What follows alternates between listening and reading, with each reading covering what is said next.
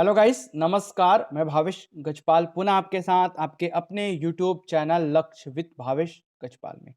आज हम पढ़ने वाले हैं पंचायती राज व्यवस्था। आज से पंचायती राज व्यवस्था की क्लासेस चालू हो रही हैं। एक डेमो क्लास है। जितने भी मैं पंचायती राज के कंटेंट पढ़ाऊंगा, डिटेल में पढ़ाऊंगा। अनुच्छेद और धाराओं को, आर्टिकल्स और धाराओं को मिलाकर पढ़ाऊंगा। यकीन मानिए, कुछ जितने भी कंटेंट आपको बुक में दिखेंगे उससे कुछ एक्स्ट्रा चीजों को ही मैं यहाँ पर बताऊंगा। ठीक है। सबसे पहले ऐतिहासिक महत्व, ऐतिहासिक उसका विकास, मतलब कैसे उसका विकास हुआ, पंचायती राज व्यवस्था कैसे अस्तित्व में आई, ये हम पढ़ेंगे। इतिहास वाला पोर्शन जो थोड़ा सा रहता है, बोरिंग रहता है, लेकिन आपको पढ़ना जरूरी है, क्योंकि आप पंचायती राज व्यवस्था को समझेंगे कैसे कि वो कैसे आया, कि कैसे उसकी उत्पत्ति हुई और इसके क्वेश्चन कैसे कैसे बनते हैं। ठीक है।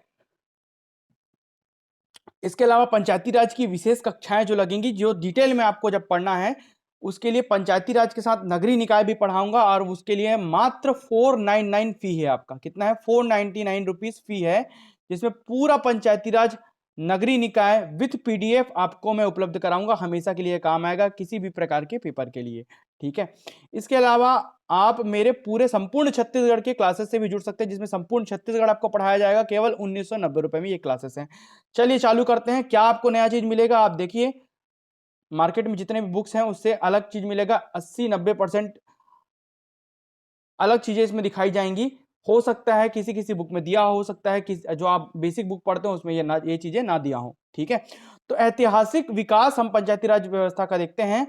तो स्थानीय स्वशासन अर्थात लोकल सेल्फ गवर्नमेंट से तात्पर्य, स्थानीय स्वशासन का मतलब है लोकल सेल्फ गवर्नमेंट से तात्पर्य शासन की उस प्रणाली से है जिसमें निचले स्तर पर लोगों को शासन में भागीदार बनाकर लोकतांत्रिक विकेंद्रीकरण, डेमोक्रेटिक डिसेंट्रलाइजेशन को सुनिश्चित किया जाता है। ये इसकी परिभाषा है जो हाईलाइट कर दिया हूं रेड कलर से, वो है लोकतांत्रिक विकेंद्रीकरण की परिकल्पना। ठीक है। तो पंचायती राज व्यवस्था या नगरीय निकाय, जिसे हम स्थानीय स्वशासन कह सकते हैं, वो लोकतांत्रिक विकेंद्रीकरण की परिकल्पना पर काम करता है। किस पर? लोकतांत्रिक विकेंद्रीकरण। ये क्वेश्चन आ चुका है। ठीक है। क्या है? एक डेमोक्रेटिक डिसेंट्रलाइजेशन है। मतलब सत्ता केवल एक पर्टिकुलर केंद्र के हाथ में ना होकर निचले लोगों तक पहुंचाना, जिससे कि वो अपने छोटे छोटे कार्यों का संपादन खुद करें, वो अपने कार्यों को खुद निपटें, और छोटे तबके से काम होते होते होते ऊपर तक वो जाए। मतलब पंच सरपंच सब अपने अपने जिम्मेदारियां समझे, है ना, उसके ऊपर अधिकारी कर्मचारी, और उसके बाद सेंट्रल गवर्नमेंट तक वो जाए। तो ये लोकतांत्रिक विकेंद्रीकरण है। अर्थात सत्ता केवल केंद्र में सीमित नहीं है, वो केंद्र से बाहर हटकर हुई है। मतलब केंद्रीकृत नहीं है, वो विकेंद्रीकृत है। मतलब सेंटर से बाहर की ओर वो केंद्रीकृत है। मतलब छोटे तबके से लेकर ऊपर तक के आदमी तक ये पूरा क्या है, जा रहा है, एक फ्लो चार्ट। ठीक है। तो विकेंद्रीकरण की परिकल्पना यही कहलाती है। ठीक है। तथा लोगों को अपनी समस्याएं स्वयं हल करने के लिए सक्षम बनाया जाता है। इस लोकतांत्रिक विकेंद्रीकरण की परिकल्पना इसलिए बनाया गया है। ग्राम स्तर पर ग्राम पंचायत, फिर जनपद जनपद पंचायत, फिर जिला पंचायत, मतलब छोटे छोटे स्तर से लेकर बड़े लेवल तक राज्य मंत्री फिर केंद्रीय मंत्री तक ये काम पूरा जाता है। मतलब छोटे स्तर पर काम सुलझाया जाता है और वो उसका रिपोर्ट केंद्र स्तर तक पहुंचाया जाता है। ठीक है। तो यही लोकतांत्रिक विकेंद्रीकरण की परिकल्पना है। देखिए, स्थानीय स्वशासन जो थे वो मौर्य काल में भी थे, अस्तित्व में है, साथ ही मध्यकाल में भी थे। हमारे ऋग्वेद में भी इसका उल्लेख है, मुगल काल में भी उल्लेख मिलता है, और आधुनिक काल में भाई ऐसे ही इस ही स्ट्रक्चर में नहीं होकर कुछ दूसरे स्ट्रक्चर में होंगे, लेकिन जरूर थे। आधुनिक काल में ब्रिटिश शासन द्वारा भी स्थानीय स्वशासन के लिए कुछ प्रयास किए गए। अब ये ब्रिटिश शासन क्या प्रयास की पंचायती राज व्यवस्था लाने के लिए, तो देखते हैं इसी प्रयासों को। 1864 ईस्वी में भारत सरकार के प्रस्ताव द्वारा स्थानीय स्वशासन को मान्यता प्रदान की गई।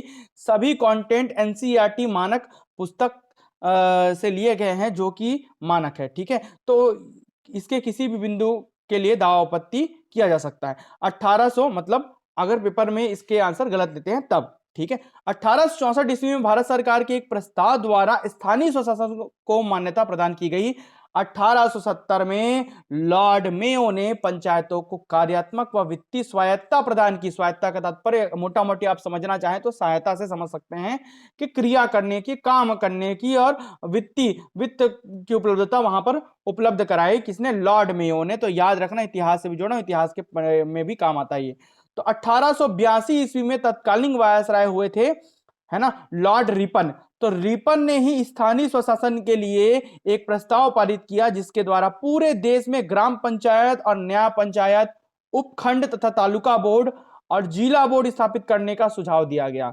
ग्राम पंचायत हो, न्याय पंचायत हो, उपखंड हो, तालुका बोर्ड हो, जिला बोर्ड हो।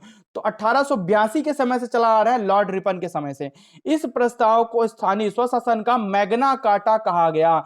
मैग्ना कार्टा मतलब अच्छे दिन होता है। जैसे कि 1935 का भारत शासन अधिनियम, जिससे कि संविधान का 70% हिस्सा हमारा लिया गया है, उस समय उसे भारतीय संविधान का मैग्ना कार्टा कहा गया है।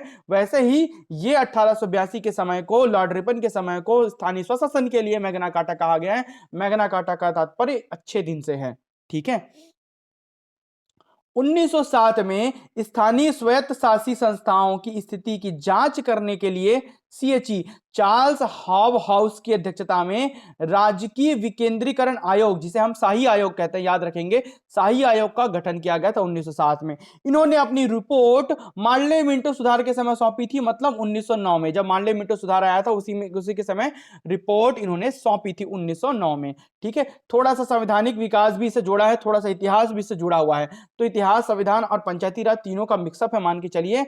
1915 में लॉर्ड हार्डिंग, क्योंकि मैं पहले ही बता चुका हूं, मैं डिटेल में पढ़ाऊंगा, ऐसा ना हो कि पुराने क्वेश्चन आप देख रहे हैं तो ये तो आ चुका है भाई, अब नए क्वेश्चन कहां से आएंगे? तो नए क्वेश्चन के लिए पूरा डिटेल पढ़ना पड़ेगा। तो आगे भी जितने भी चीज पढ़ाऊंगा पूरी धाराओं के साथ पढ़ाऊंगा और पूरा डिटेल पढ़ाऊंगा A to Z।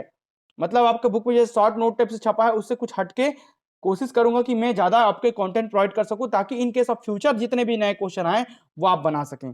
ठीक है। तो 1915 में लॉर्ड हार्डिंग ने भी अपनी शासकीय रिपोर्ट में स्थानीय स्वशासन को सशक्त बनाने का मत व्यक्त किया था। मतलब लॉर्ड हार्डिंग की रिपोर्ट में भी स्थानीय स्वशासन का उल्लेख है।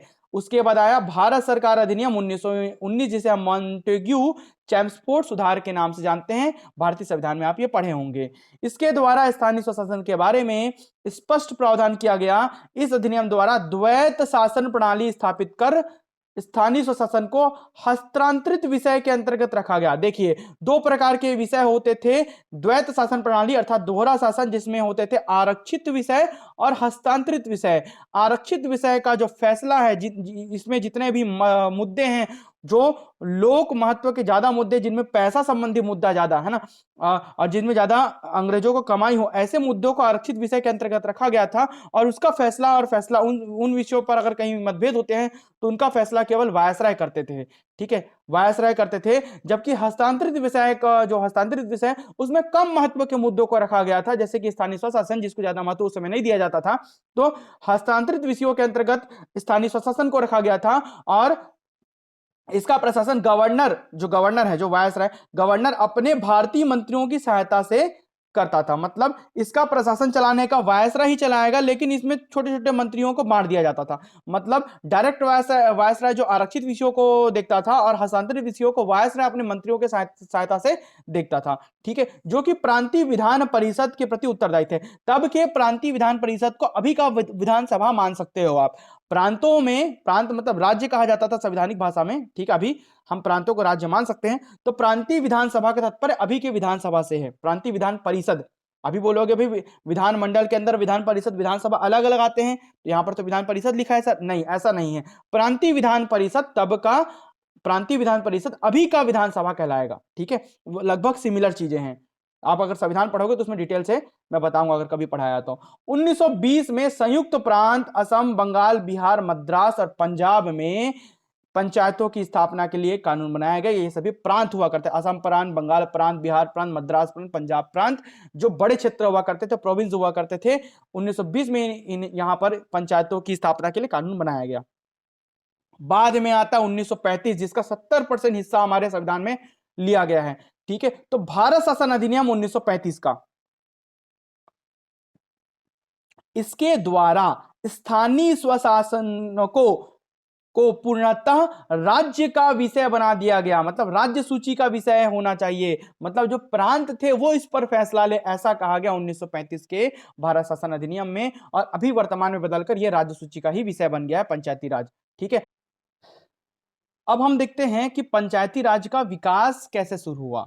ठीक है, तो स्वतंत्रता प्राप्ति के बाद गांधी जी के ग्राम स्वराज की अवधारणा को साकार करने के उद्देश्य से पंचायती राज व्यवस्था का विशेष बल दिया गया। इस व्यवस्था पर बल देने के लिए बहुत सारे व्यक्तियों ने इस पंचायती राज व्यवस्था का संविधान सभा में समर्थन किया। वैसे ही एक व्यक्ति थे संविधान सभा में शामिल होने वाले श्रीमान नारायण अग्रवाल। इन्होंने ही, जब संविधान का हमारा गठन हो रहा था तब संविधान सभा बनाई गई थी, तो उन्होंने गांधीवादी विचारधारा के समर्थक थे। तो गांधी जी के ग्राम स्वराज की अवधारणा को साकार करने के लिए पंचायत गठन करने के लिए सुझाव दिया। तो बाद में हमारे संविधान में नीति निर्देशक तत्वों में अनुच्छेद 40, वैसे तो नीति निर्देशक तत्व अनुच्छेद 36 से लेकर 51 तक है, लेकिन इसके अनुच्छेद 40 में राज्यों को नीति बनाने के लिए कहा गया, या राज्यों को कहा गया कि ग्राम पंचायतों के गठन हेतु कदम उठाए जाने चाहिए और उन्हें कुछ कानूनी अधिकार भी दिए जाने चाहिए, साथ ही वित्तीय सहायता भी उपलब्ध कराई जाए। यह अनुच्छेद 40 के अंतर्गत कहा गया कि गांधी जी का राम राज्य अर्थात पंचायती राज। ठीक है, तो अनुच्छेद 40 के तहत संविधान सभा के व्यक्ति श्रीमान नारायण अग्रवाल के द्वारा ये अवधारणा प्रस्तुत की गई और उसे बाद में नीति निर्देशक तत्वों में सम्मिलित किया गया। ठीक है, चलिए आगे बढ़ते हैं। अब 2 अक्टूबर 1952 स्वतंत्रता प्राप्ति के बाद तत्कालिक प्रधानमंत्री जो थे पंडित जवाहरलाल नेहरू की पहल पर सामुदायिक विकास कार्यक्रम, जिसे कम्युनिटी डेवलपमेंट प्रोग्राम CDP कहते हैं, प्रारंभ किया गया। ठीक है, सामुदायिक विकास का पहला स्थापित कार्यक्रम राष्ट्रीय प्रसार सेवा था। क्या था? राष्ट्रीय प्रसार सेवा इसका प्रथम कार्यक्रम था, जिसे वर्ष 1953 में फोर्ड फाउंडेशन की मदद से प्रारंभ किया गया था।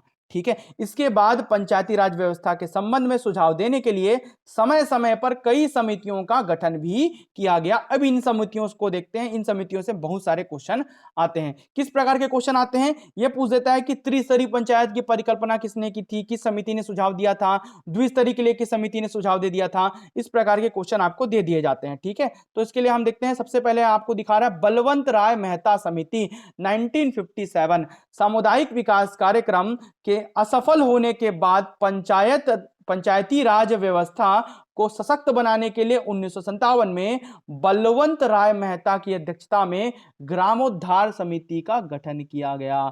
इसे बलवंत राय मेहता समिति कहते हैं। इसके अंतर्गत एक छोटी समिति जिसे ग्रामोद्धार समिति का गठन किया गया। इस समिति ने अपनी रिपोर्ट में स्थानीय स्वशासन हेतु गांव से लेकर जिला स्तर तक के त्रिस्तरीय 3 टियर पंचायती राज व्यवस्था को सुझाव दिया। तो त्रिस्तरीय पंचायती राज व्यवस्था का सुझाव किस समिति ने दिया? तो आप क्या लगाएंगे आंसर में? किसने क्या लगाएंगे? बलवंत राय मेहता समिति के द्वारा यह सुझाव दिया गया। यह क्वेश्चन आ चुका है, ठीक है, आपके पेपरों में, एग्जाम्स में। तो ऐसे ही आपको क्वेश्चन बताते रहूंगा कि कौन कौन से क्वेश्चन आया है। ठीक है, मतलब गांव से लेकर जिला स्तर तक के पंचायत होने चाहिए। समिति ने इसे लोकतांत्रिक विकेंद्रीकरण, डेमोक्रेटिक डिसेंट्रलाइजेशन की व्यवस्था कहा। बताया था ना, पंचायती राज व्यवस्था क्या है? एक लोकतांत्रिक विकेंद्रीकरण की परिकल्पना है। ठीक है, चलिए अब 3 स्तर कैसे होंगे? ग्राम स्तर पर ग्राम पंचायत होंगे, प्रखंड स्तर पर पंचायत समिति होगी और जिला स्तर पर जिला परिषद अर्थात चेयरमैन होगा। जिला परिषद चेयरमैन होगा, ठीक है, जिसका प्रमुख चेयरमैन है ना, तो जिला परिषद होगा। ये उन्होंने सुझाव दिया कि ग्राम स्तर पर ग्राम पंचायत होना चाहिए, प्रखंड स्तर पर पंचायत समिति, प्रखंड मतलब अभी विकास खंड या जनपद इसे मान सकते हैं, सिमिलर उसके, है ना, जिला स्तर पर जिला परिषद होना चाहिए। ये इन्होंने सुझाव दिया और उन्होंने ये बताया कि इसमें सबसे ज्यादा मुख्य जो होना चाहिए वो प्रखंड स्तर अर्थात पंचायत समिति होनी चाहिए। मतलब पूरा काम यहीं से ऊपर और नीचे जाना चाहिए, ये उन्होंने बताया। मतलब उसको महत्व किसको दिया? प्रखंड स्तर को। किसने? बलवंत राय मेहता समिति ने, इसलिए उसको अलग से हाईलाइट कर दिया हूं। 12 जनवरी 1958 ईस्वी को राष्ट्रीय विकास परिषद NDC ने बलवंत राय मेहता समिति के लोकतांत्रिक केंद्रीकरण की सिफारिशों को स्वीकार कर लिया है। देखिए, स्वीकार हो गया, अब पंचायती राज व्यवस्था लागू हो जाएगी भारत में भाई, है ना। तो 12 जनवरी 1958 को जो सिफारिश थी बलवंत राय मेहता समिति की, उसको स्वीकार कर लिया गया। चूंकि इनकी पंचायती राज व्यवस्था की त्रिस्तरीय पंचायती राज व्यवस्था की को स्वीकार कर लिया गया, तो इसलिए बलवंत राय मेहता को भारत के पंचायती राज व्यवस्था का वास्तुकार या शिल्पी कहा जाता है। यह क्वेश्चन भी आ चुका है, हाईलाइट कर दिया हूं। किसे भारत के पंचायती राज व्यवस्था का वास्तुकार या शिल्पी कहा जाता? तो आप लगाएंगे बलवंत राय मेहता, क्योंकि इन्हीं के द्वारा दिया गया सुझाव त्रिस्तरीय पंचायत को स्वीकार कर लिया गया था NDC के द्वारा।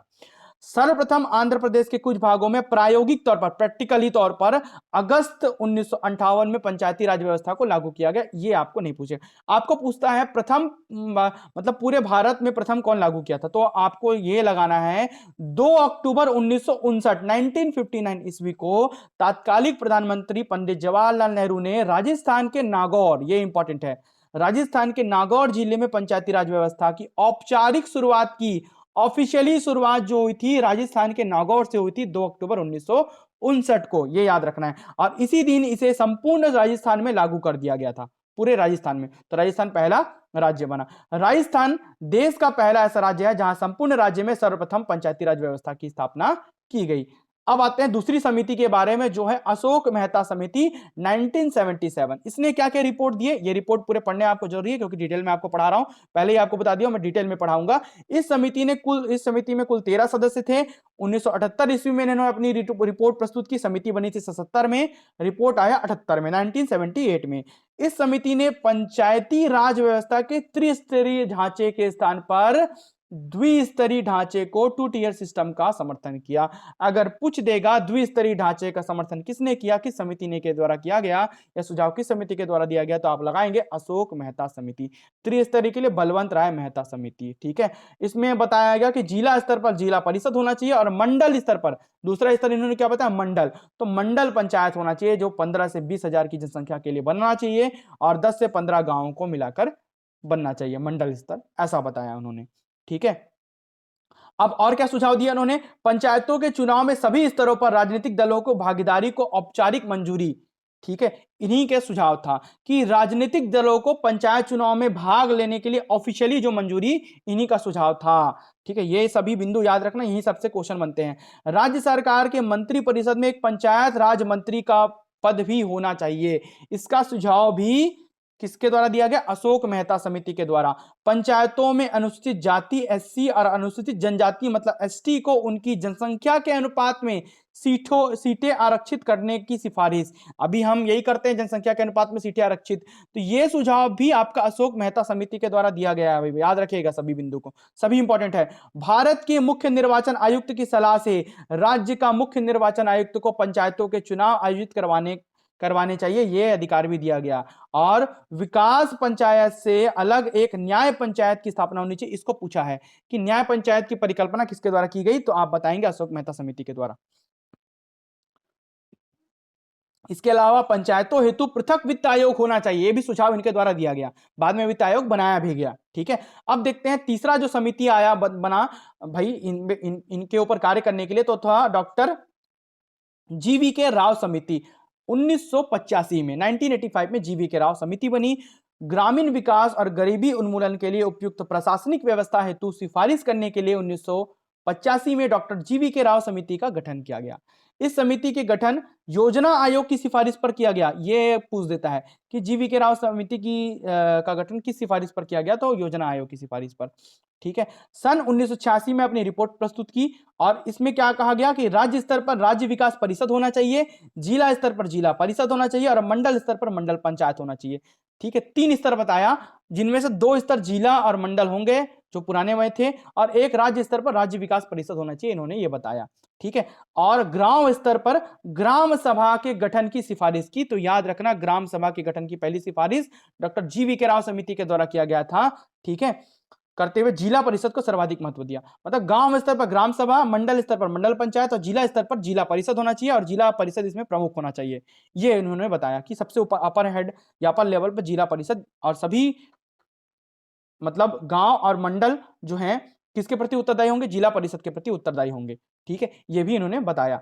अब देखते हैं समिति ने वित्त आयोग के गठन, पंचायतों के कार्यकाल 5 वर्ष, ये पूछ देता है कि पंचायतों के कार्यकाल 5 वर्ष करने की सिफारिश किसने की, तो आप लगाएंगे डॉक्टर जीवी के राव समिति के द्वारा। इन्होंने भी त्रिस्तरीय पंचायतों के गठन का ही सुझाव दिया था।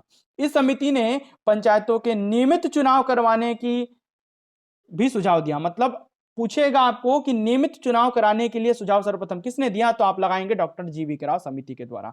अनुसूचित जाति, अनुसूचित जनजाति तथा महिलाओं के लिए आरक्षण की अनुशंसाएं की, एसटी एससी और महिलाओं के लिए आरक्षण के अनुशंसा किस समिति के द्वारा किया गया पंचायतों में? तो आप लगाएंगे जीवी के राव समिति। परंतु इस समिति की अनुशंसाएं को भी अस्वीकार कर दिया गया। तो पहली बार अनुशंसाएं इन्होंने की थी, सुझाव दिया था, उसको बाद में अस्वीकार कर दिया गया। तो कुछ कुछ है ना अनुशंसा को, कुछ को माना गया, कुछ को अस्वीकार कर दिया गया। अब बना फिर डॉक्टर एम.एल. सिंघवी समिति, लक्ष्मीमल सिंघवी समिति 1986 में ग्रामीण विकास विभाग भारत सरकार द्वारा 16 जून 1986 में डॉक्टर लक्ष्मीमल सिंघवी समिति का गठन किया गया, लक्ष्मीमल सिंघवी की अध्यक्षता में। ठीक है, अब इसमें स्थानीय स्वशासन को संवैधानिक मान्यता प्रदान करने की बात कही गई। पंचायती संस्थाओं के चुनाव गैर दलीय आधार पर एवं नियमित रूप से करवाने की मांग की गई कि पंचायती चुनाव नियमित रूप से होने चाहिए, मतलब हर 5 साल 4 साल जो भी समय सीमा तय की जाए उसके आधार पर होनी चाहिए। पंचायती संस्थाओं के चुनाव गैर दलीय, मतलब दल शामिल नहीं होने चाहिए, स्थानीय लोग भी यहां पर लड़ सकते हैं, ऐसा बताया गया। न्याय पंचायत व ग्राम पंचायत की व्यवस्था करने की बात कही गई और पंचायतों को आर्थिक रूप से आत्मनिर्भर बनाने के लिए वित्तीय संसाधन उपलब्ध कराने हेतु अनुशंसा की गई। मतलब बोला गया कि वित्त आयोग गठन कर दिया जाए ताकि उनको वित्तीय सहायता मिल सके। सीधी सीधी बात है ना। चलिए अब आता है अगली समिति है पी के थुंगन समिति 1988। वर्ष 1988 में थुंगन समिति ने भी पंचायती राज को संवैधानिक आधार पर मान्यता देने का समर्थन किया। परंतु थुंगन जो समिति है इसके अनुसार भारत में पंचायतों का संबंध सीधा संघ सरकार से होना चाहिए था, मतलब केंद्र सरकार से, ये इन्होंने बताया, सिफारिश की। अतः समिति ने पंचायती राज को राज्यों का विषय नहीं माना। थुंगन समिति की सिफारिश निम्नलिखित थी। इन्होंने राज्य सूची का विषय नहीं होना चाहिए बोला, कहां होना चाहिए? संघ सूची का विषय होना चाहिए बोला था। तो त्रिस्तरीय पंचायती राज को संवैधानिक आधार दिया जाए, मतलब संविधान में शामिल किया जाए।